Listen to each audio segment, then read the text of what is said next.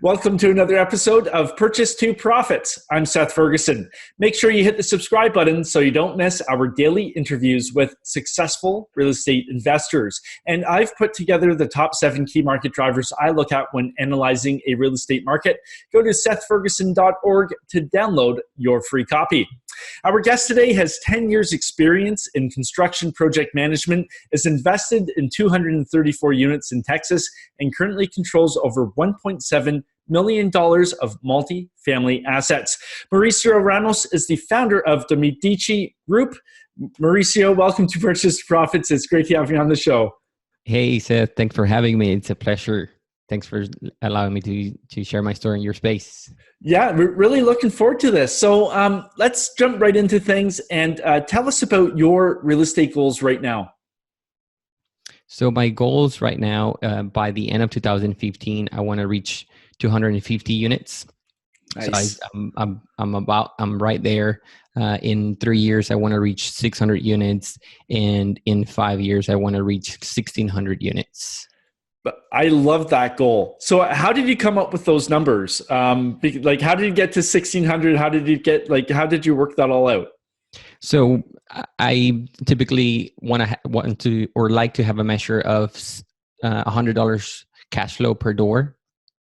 So I want to be making, if I break down the math, I should be making about $12,000 to $13,000 per month. With 1,600 units. So that's where I want to get. So I kind of broke it down into smaller pieces where in 1 year, this is where I need to be. So in 3 years, I'm here. So in 5 years, I'm here. Gotcha. And does that unit count include where you're passively invested or if you're the KP? Both. Okay. It's both. Mm-hmm. Nice. All right. So like I mentioned in the introduction, you had a lot of experience in construction project management. What was it that had you get interested in the investing side of real estate? That is a great question. So actually, it's probably 6 years ago, somebody would have told me, hey, Mauricio, in 6 years, this is where you're going to be. You're not going to be working and you're going to be, enjoying freedom from real estate. I would have said, there's no way. Like you're completely nuts. Yeah. A good friend of mine and my business partner now, he introduced me to real estate. He was my intern at the construction company. So I was a project manager. He went to construction. His name is Adrian. He went to construction major here in UTSA in San Antonio. So he became one of my interns. And he introduced me to real estate, and I was like, oh, all right. So I started reading. That's when I bumped into Rich Dad Poor Dad and other books, Cash Flow Quadrant and other really good books, and really started changing my mindset. And that's when I really got into real estate and everything changed. Yeah. And you mentioned changing your mindset. What does that look like? Because we have lots of listeners and viewers that are just getting started in real estate investing. So can you explain what changed and how you thought about real estate? Totally. It probably took a good, and I'm still learning, right? But it probably took a good year to really sink in. And I remember listening to another podcast that the guy always mentioned, focus on making streams of income and not stacks of income. You want to have those streams. And that really, hit me. And it's like, okay, it's not about, making 10,000, 20,000, 30,000. It's really having that cash flow that keeps coming and keeps coming. And that's when I really got into wanting rentals and not necessarily flipping, and also not going into flipping, knowing what I know about construction. I was there for 10 years. So in my mind, I didn't want to leave a place where I was doing construction to go to another place where the main job was going to be construction. Mm-hmm. So that's why I was never really interested in flipping houses. For sure. And how does somebody get started in investing in real estate? Because let's say there's somebody out there right now, they've read Rich Dad Poor Dad like yourself, but they don't know where to go from there. How did you get in? How did you first get involved? Yes. So it started listening to a lot of podcasts, reading books, and just took action. Like I mentioned, my business partner now, Adrian, he was working with some other guys, just helping, like kind of like bird dogging, door knocking, sending some postcards. So that's what I started doing. I just bought some postcards, started printing, putting some stickers on, sending postcards, going door knocking to pre-foreclosures, getting doors closed in my face, and people yell at me, get out of my house. But that really helped me, get out of my comfort zone. Mm-hmm. And then I also started looking on Craigslist. Hey, what's going on?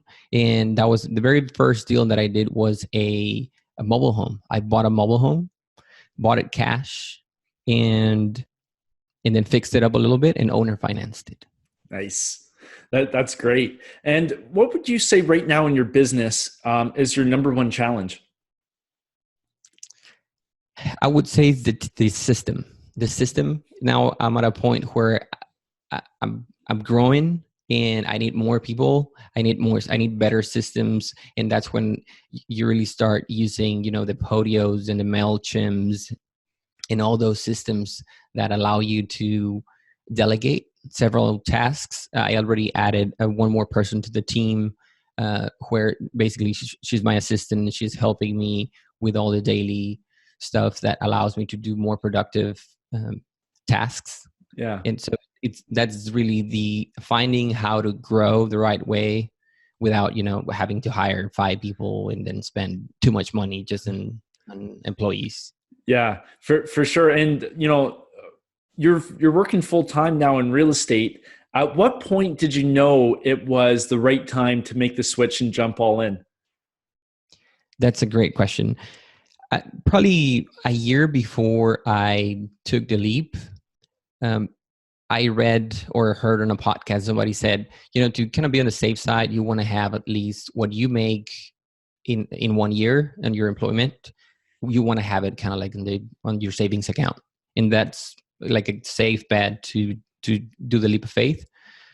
So on one of the best deals that I've done, I got a 6-figure wholesale fee on a 24-unit apartment complex.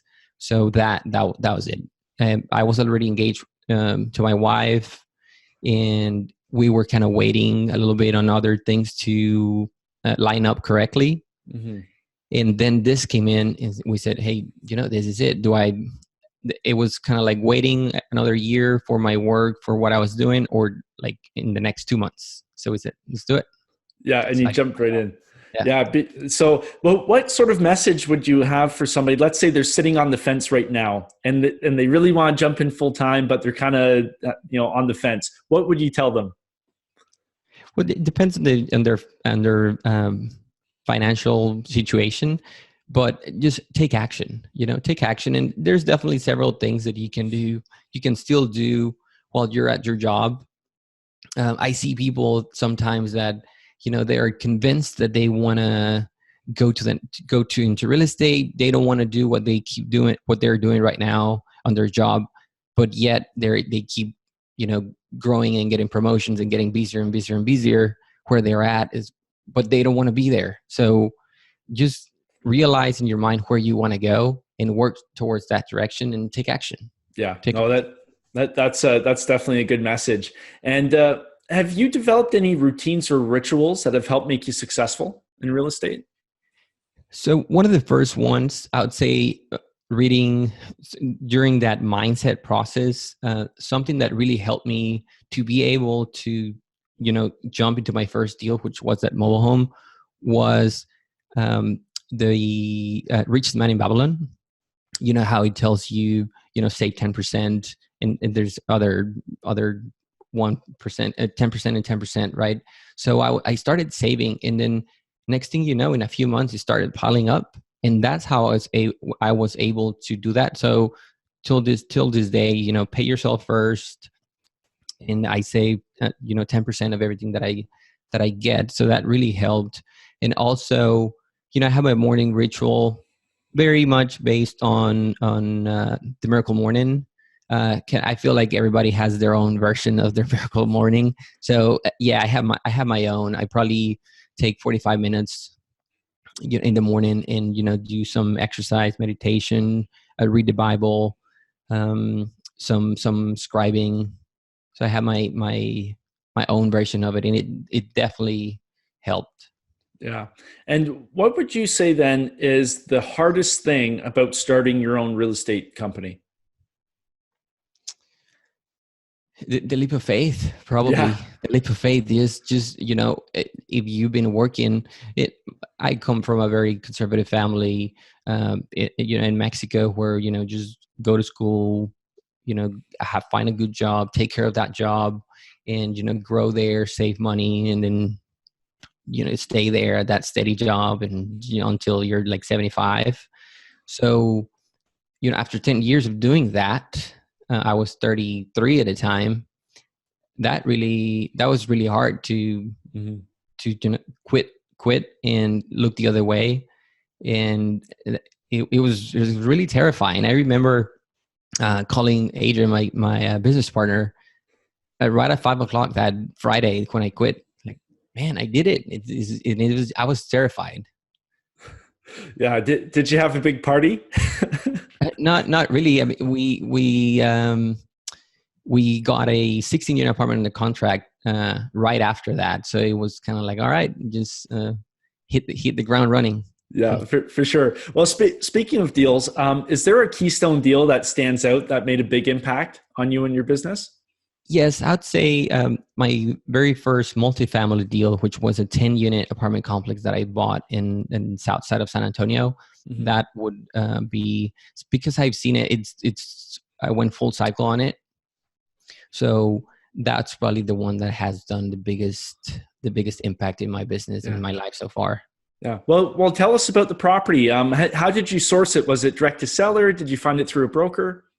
For sure. So I found it through direct mail. So I started doing direct mail campaigns. I started sending postcards. Like I mentioned, I was sending postcards to single families just for wholesales. And I said, I bumped into multifamily, and then I said, you know what? I'm going to try this postcards on the multifamily and see what happens. Bought a list, and sure enough, the phone started ringing. So I started in September sending postcards. By December in 2017, in a few months, I got this 10-unit under contract. This is in Pleasanton, Texas, is like 45 minutes south of San Antonio. 10-unit, seller finance, completely Class D property. If I was to do it, to see it now, I probably wouldn't do it, but definitely it was a great learning experience. This guy had, there was probably 2 drug dealers, 1 buyer to those drug dealers. There was, this guy had tin roof on top of the shingle roof, which was probably like 45 years old. So bought it for, my LOI had a cash offer and 2 seller finance offer. He went for the highest offer, and then negotiated down to like 247,500. That was a purchase price. He took $12,500 down payment, 0% interest, 20-year AM, and $1,000. It was basically $1,000 payment. Wow. And even gave me like 60-day moratorium. So my first payment wasn't due until like March. So I put probably about 120,000 into it over the course of 18 months, and then just sold it in July for $500,000. Nice. That's great. And some people are probably wondering, how did you get such great financing terms from the seller? Just asking. Yeah. Just asking. You never know what the situation is. And that's why I always put 3 options in my LOIs. Typically, the first one, just cash, knowing that I will have to find some kind of bank or agency to get me a loan. And then the second was had some interest with some seller financing terms. And then the third and last is typically the highest with 0% interest. Mm-hmm. It depends what they want to do. If the seller wants just the highest amount, That's what they'll go for. If they just want the money and they just want to walk away, they'll go for the cash. And if they want some kind of interest because they want to feel that they're getting some return on their money, they'll go for the middle option. Yeah. Well, that goes back to the old adage in real estate. You can either have your price or your terms, right? Exactly. You got to choose one. That's how you negotiate it. Yes, sir. Yeah. And you were able to sell it for 500, you said, right? So that was a great price. Yes, sir. But when did you, was that always in your game plan to fix up and sell, or were you approached by somebody with an offer you couldn't pass up? No, it was kind of long-term rental, the incoming idea.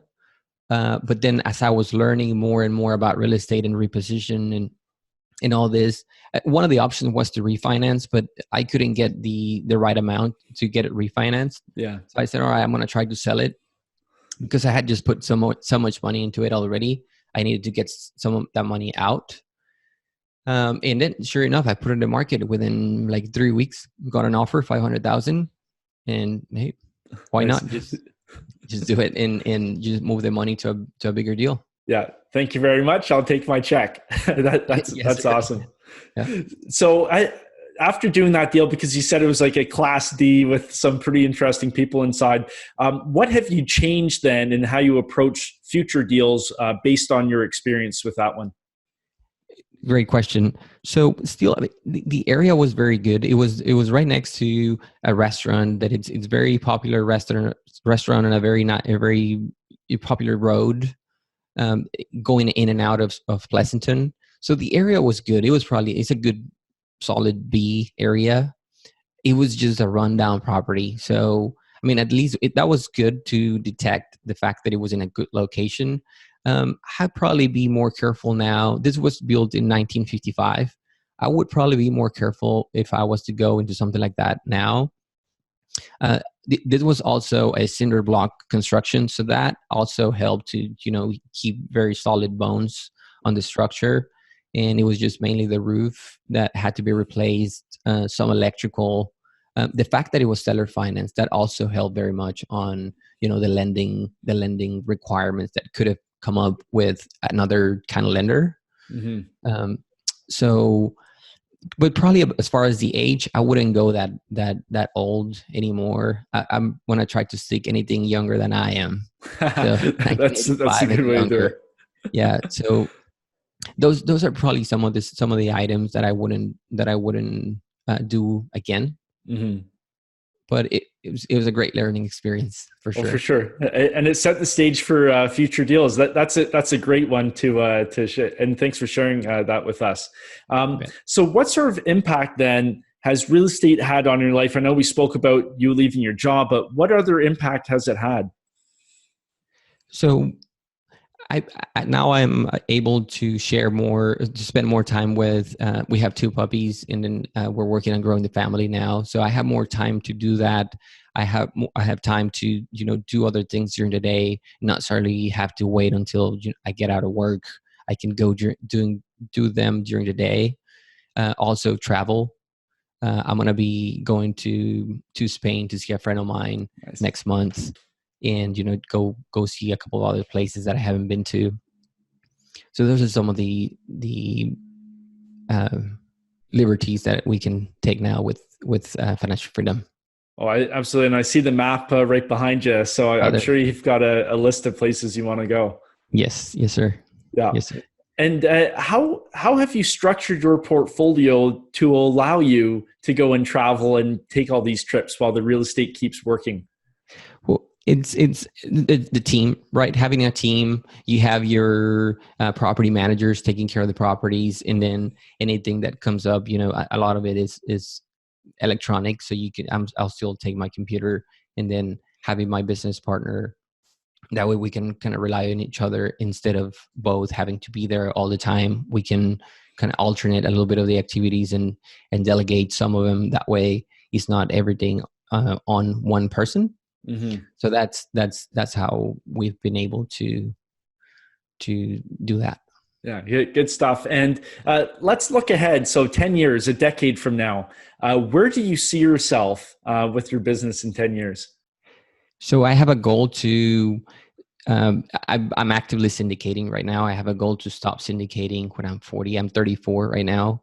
So in 6 years, I want to stop syndicating and just potentially just invest passively in other people's deals and help some other people, but want to kind of like quote unquote stop working and just dedicate most of my time to my family. Mm-hmm. That is where I see myself in 10 years. Yeah. And you mentioned, you're syndicating now. Have you considered, building up a fund? No, never thought about that. I've heard of it a couple of Yeah. times, but never thought about that. Yeah. Oh, that might be, we'll have to have you back on in a couple of years, and maybe you'll be into that. For sure. Yeah, Well, totally. that's awesome. Well, if somebody's looking to reach out, get in touch, learn more about what you're doing with your business, where can they find you? Yes, for sure. So I'm on Instagram as Mau MAURMS.